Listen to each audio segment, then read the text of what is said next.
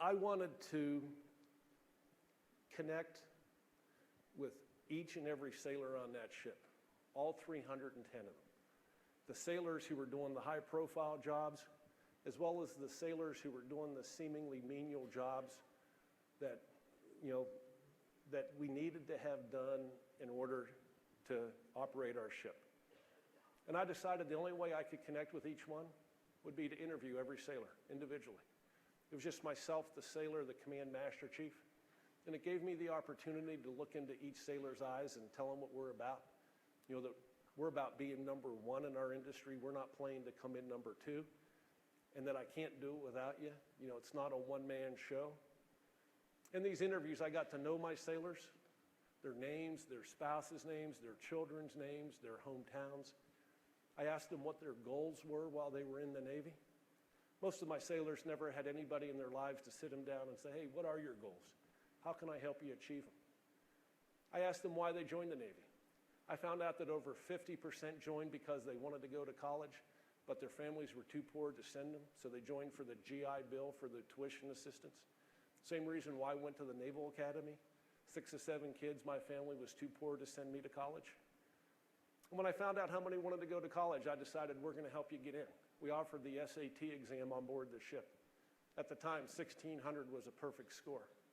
When the results came back, one of my entry-level seamen, she was 19 years old. She had been doing chipping and painting with the deck force. She scored a 1490 out of 1,600.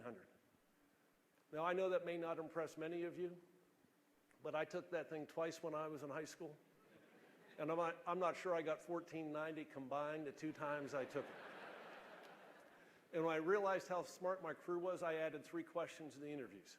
What do you like most about Benfold? What do you like least? What would you change if you were the captain of this ship?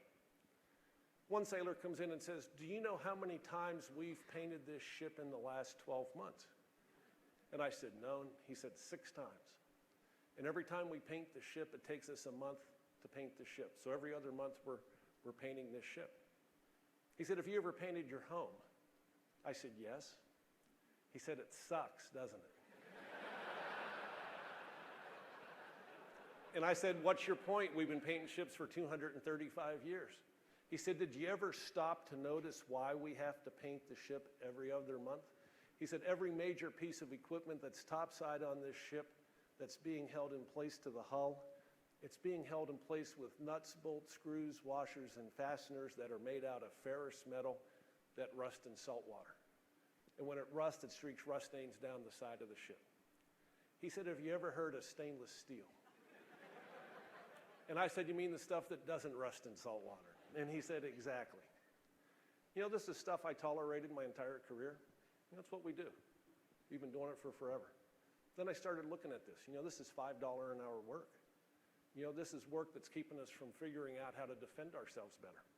So I took out our U.S. government Visa card, scoured the globe looking for materials we could change this stuff out with, spent about $25,000, painted the ship. We did not have to paint the ship again for the next 10 months.